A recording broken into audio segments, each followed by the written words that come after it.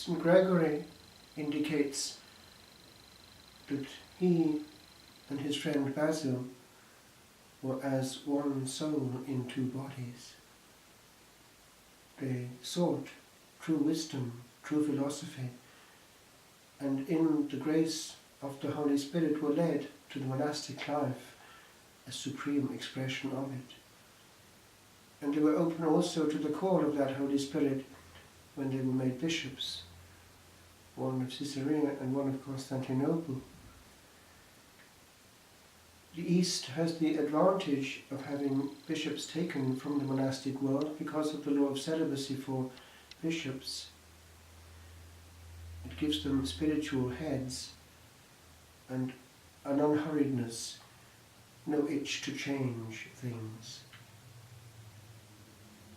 One day in Romania, talking to a friend of a French community, it's semi-monastic, but very much orientated towards also study and ministry, community of St. John the Evangelist. He was saying how he was involved with the Eastern monastic world there in Bucharest, and how he'd been invited to a funeral. It was that of the abbot, the Hikumenos, and he just calmly explained how being exposed for 4 hours, 4 heures, to the Divine Liturgy, it pacified the soul. And it was that hesychia which was felt, the stillness and silence of the desert, allowing the Holy Spirit to act on a calmed, pacified soul. He also explained how the iconography of the East had a depth which sometimes in the Eastern Rite, Catholic churches that one might find, it might not have, for this reason that they have a whole spirituality behind the icon.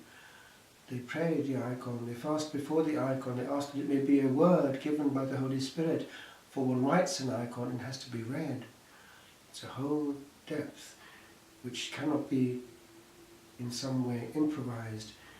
He compared it to painting a cartoon, to some of the depth that he found in the Eastern, the purely ancient Eastern iconography. What has worked still works, and we need respect when dialoguing with these, our brethren in the East.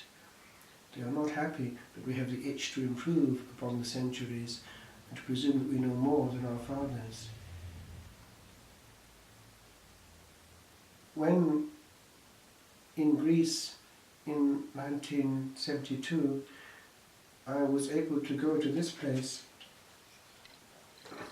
Meteora, on the 6th of August.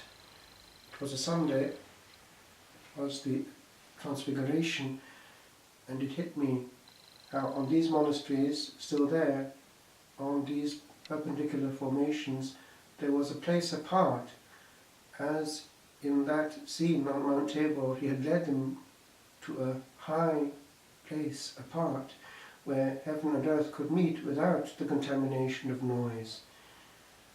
And that peacefulness in the ancient chapels there was something which we need to retrieve. Our places of encounter have become places of human encounter. Some even talk while doing adoration before the Blessed Sacrament. How can the Holy Spirit get into that? St. Basil, as portrayed in this icon from Bulgaria, has that dignity.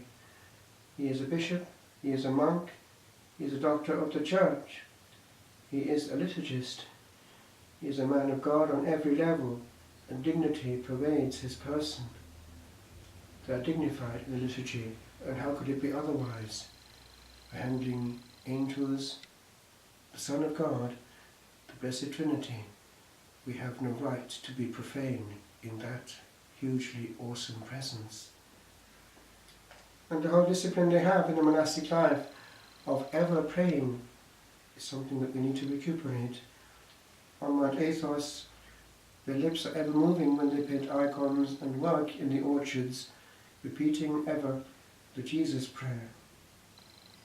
We, in the West, if we're not careful, make of our manual work in the monastic life an extension of recreation. What use is that for the church? compared with quiet prayer. For St. Paul said, pray without ceasing. And we have to be human supermen to pray to God and to talk to man at one and the same time, when that talk with man is in disobedience to God.